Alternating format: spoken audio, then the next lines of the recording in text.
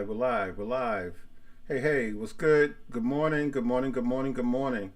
I am on here to answer your questions and your comments. Talk about your comments. We did the subject when you don't know a song, how to approach it. I played that little clip, and what it was is wasn't that I didn't learn the song. I had been playing the song for years, but I just actually forgot. I forgot. Crazy, right? And then I posted it so you guys can kind of see exactly how I went about messing with it. But yeah, that's what it was. It wasn't that I did not ever know the song. What's going on, Rashid? Kristen, what's good? Good morning, good morning, good morning. Let me see if I can post that video. I'm gonna play that video so you guys will be able to see. All right.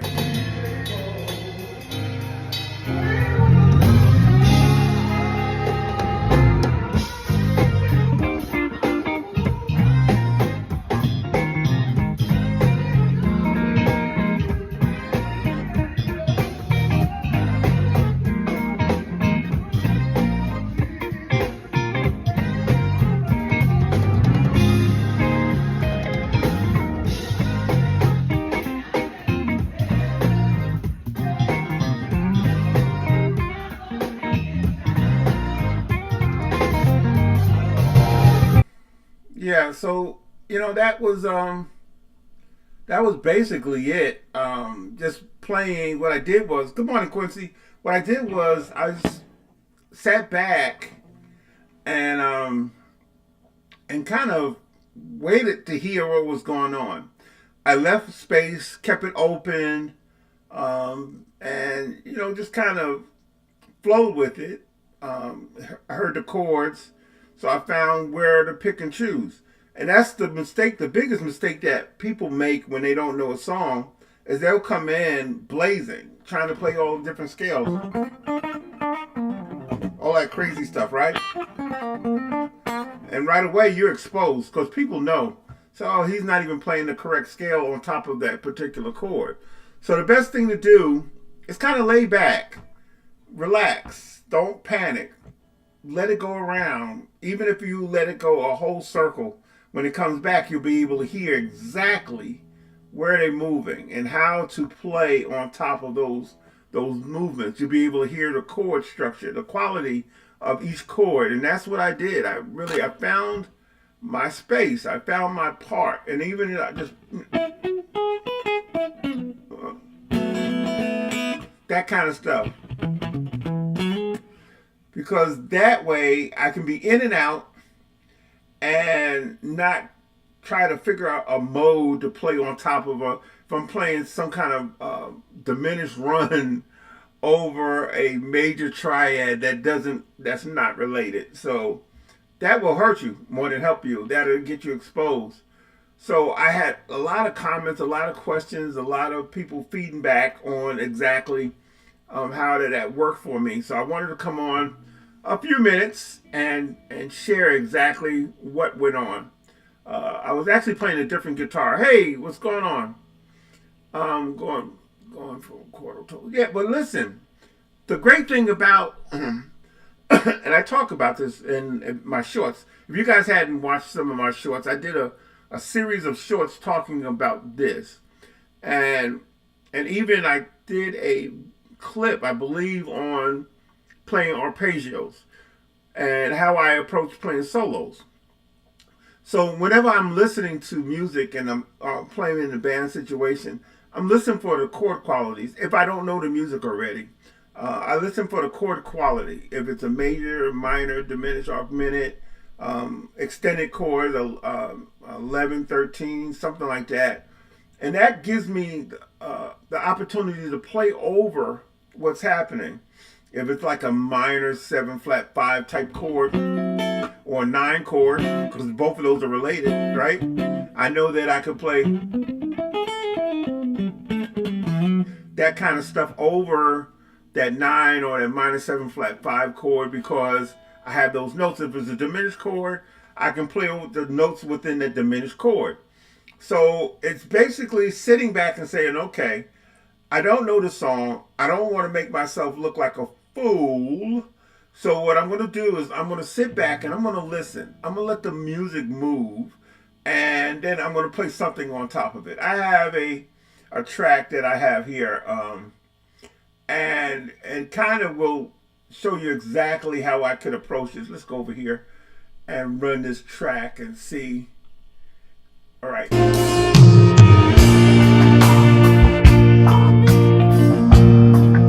So the first thing I have to do is find what key is in, right? So they're playing in B flat, right? So I'll find the key. That is the most important thing. Find your key. Find the key you're playing in, right? So then, if I'm going to solo over it, I'm going to listen to the chord qualities and the movement.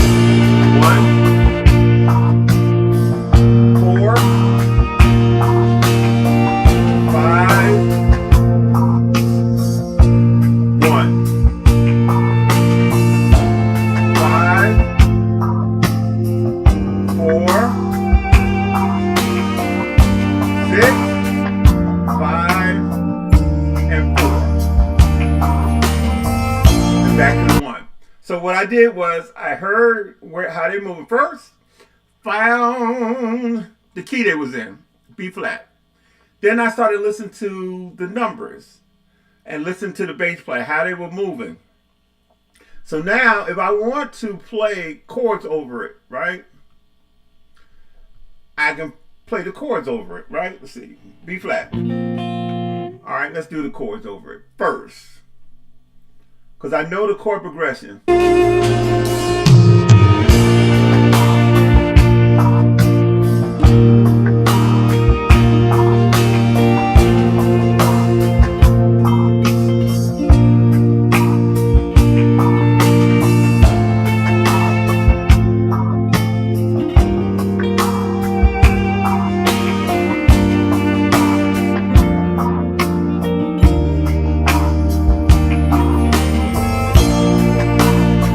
So right then, I found my chord, my movement.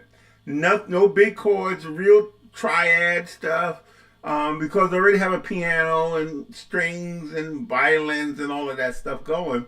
So what I did was I said, okay, I'm gonna chase the path of least resistance, the path of least resistance.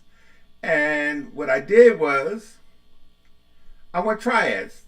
And the way what cued me to how to come in was the drummer. He hit the time, don't, boom, boom. Okay, let's do it again, one more time, and I'll do the chords.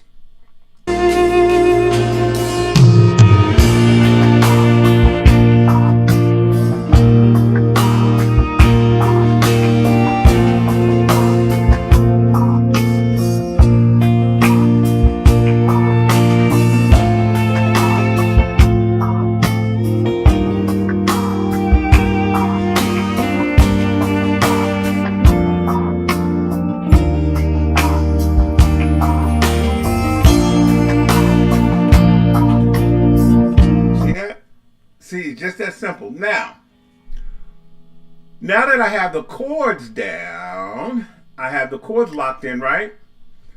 I know what the movement is. And then I can start working on a solo. Real simple solo. So I'll do arpeggios, like I say. I always follow arpeggios. I follow the chords. I gotta have those chords. When I know the chords, I know how to move. Okay? So now let's create a solo right here.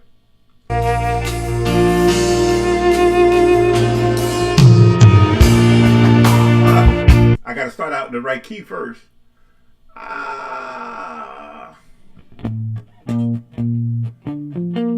Okay.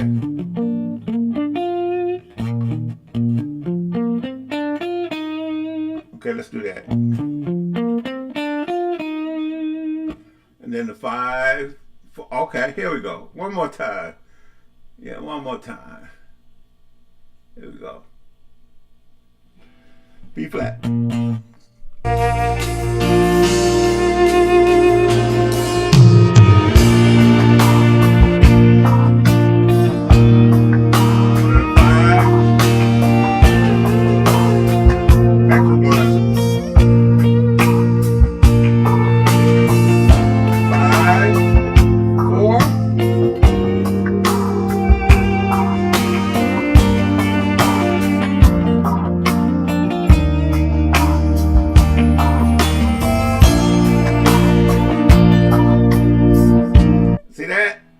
See that? You see what happened? After I figured out where I was able to use the arpeggios to pick out exactly how I was going to approach that solo. I went, that's the root, triad, right? I knew they was going to the 4, right? They went to the 5, did a little bend, then back to the 1, to the 5. That's the chord, the 4, right here. That's the chord, right? And then the 6. That's just something like that. That's the 6. 6, 5, 4, right? 6, 5, 4. So, right? And then they're going back to the 1. So why not do a chromatic to the 1? And then a double stop at the end. So now, if I wanted to beef it up, right, what I'll do is I'll add some overdrive. Let's add some overdrive and delay. Let me get in here. I'm using my fractal stuff. So let's put a delay on it, right? Okay, and let's use some overdrive. And then I'll go to my bridge pickup, okay? All right, and let's start the track again and play that same line using the overdrive and delay, okay? Here we go.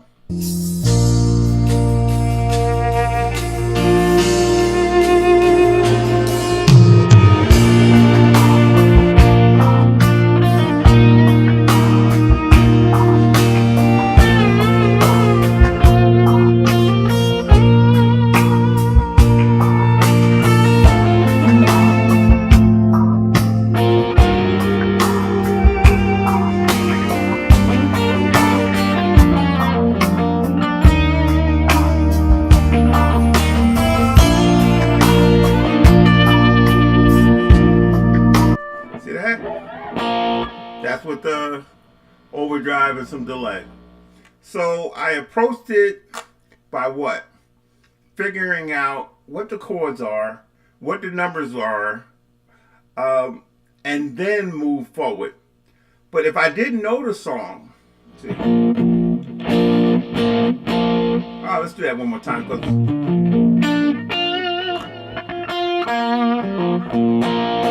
do it one more time. Because I had the volume down so the overdrive wasn't really pushing. So let's start again, and I'll play the solo one more time, okay? I hope y'all don't mind that.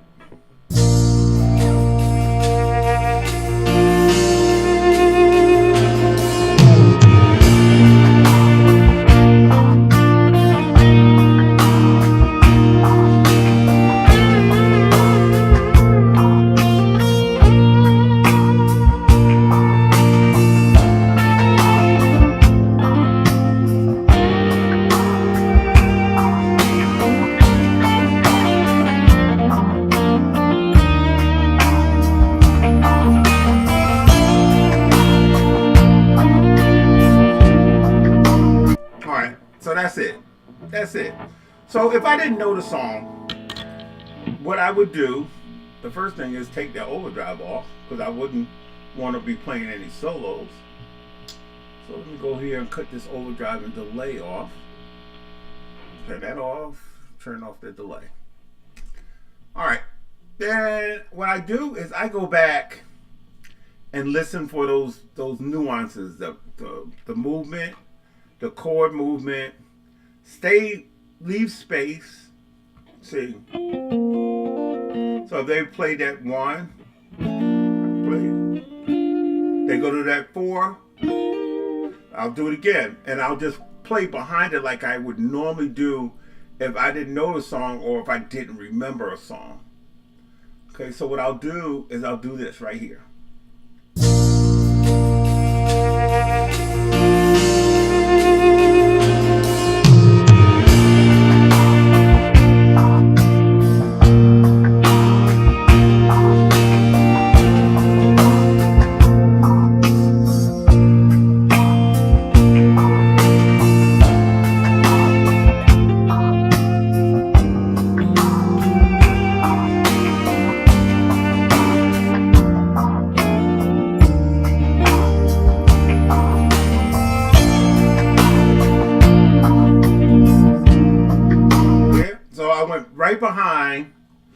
right behind where everything was happening.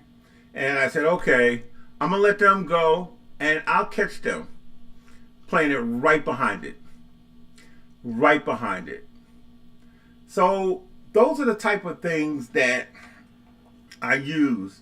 And those are actually the type of things that I teach in my Fretboard Freedom Lab class. And a lot of you guys have asked about private lessons and my membership. I do have a membership. It's Fretboard Freedom Lab, and we meet every Saturday for 2 hours. Every week for 2 hours. And if you guys are interested in being a part of that class, you can go to this email address at fretboardfreedomlab@gmail.com, fretboardfreedomlab@gmail.com.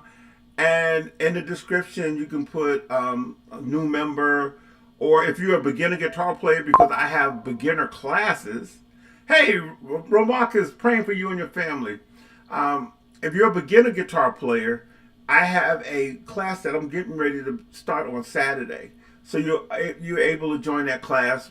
Reach out, fretboardfreedomlab@gmail.com. And if you're a beginner guitar player, I want you to put in the subject, foundation. Foundation. You do that, I'll be able to get to you quickly, give you the information and details. If you're an intermediate or advanced player and you're thinking about joining the membership, come hang out with us. Same email address, and you can put intermediate or advanced player. That way I know how to classify you, what class to put you in. Somebody asked, well, how much is it? I know it's a whole lot of money. You guys, you're teaching 2 hours every week, 2 hours every week, 2 hours every week, and it's recorded, so you can study with it. Must be at least 5, 7, almost that. You know how much it is? It's $49 a month. That's it. No extras, no nothing. Romarcus is one of my classes too. It's $49 a month. That's all. That's all for the whole month. 4 weeks. Yep. You can do that, or you can do a yearly membership, or you can do a lifetime membership, and those prices go down as you do something like that. But if you're interested,